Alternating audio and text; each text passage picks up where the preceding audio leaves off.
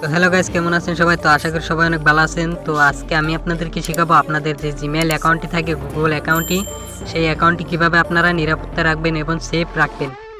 তো চলুন আজকের এই ভিডিওতে আমি আপনাদেরকে দেখিয়ে দিই। তার আগে আপনি যদি আমার এই চ্যানেল নতুন হয়ে থাকেন, চ্যানেলটি সাবস্ক্রাইব করে ভিডিওতে একটা লাইক দিয়ে ভিডিওটা শেষ পর্যন্ত দেখতে থাকুন। তো চলুন আমি আপনাদেরকে দেখিয়ে দিই আপনারা কিভাবে আপনাদের মোবাইল এবং কি আপনাদের যে জিমেইল অ্যাকাউন্টটি আছে সেই অ্যাকাউন্টটি কিভাবে সেফ রাখবেন। সেজন্য আপনি কি করবেন, আপনাদের এই মোবাইলের সেটিংসে চলে আসবেন। সেটিংসে আসার পর এখান থেকে নিচে চলে আসবেন। নিচে আসার পর এখানে দেখতে পাচ্ছেন অ্যাকাউন্ট, এই অ্যাকাউন্টে ক্লিক করে দিবেন। অ্যাকাউন্টে ক্লিক করার পরই এখানে দেখতেই পাচ্ছেন আপনাদের এই জিমেইল অ্যাকাউন্টটি দিয়ে যতগুলো অ্যাপস কানেক্টেড আছে সবগুলো অ্যাপস কিন্তু এখানে দেখাবে।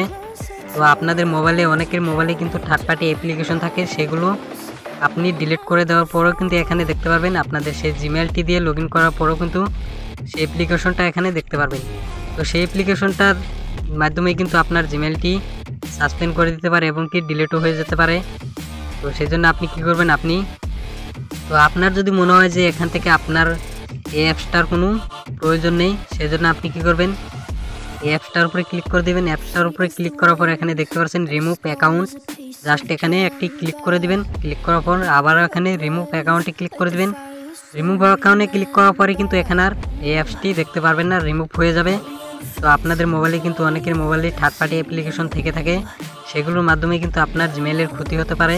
সেই জন্য আপনারা এভাবেই চেক করে কিন্তু সেই অ্যাপসটাকে ডিলিট করে দিতে পারেন। তো এই ছিল আজকের ভিডিও। তো ভিডিওটি ভালো লাগলে অবশ্যই ভিডিওতে একটা লাইক দিয়ে দিবেন, আর চ্যানেলটি নতুন হয়ে থাকলে চ্যানেলটি সাবস্ক্রাইব করে সাথেই থাকবেন।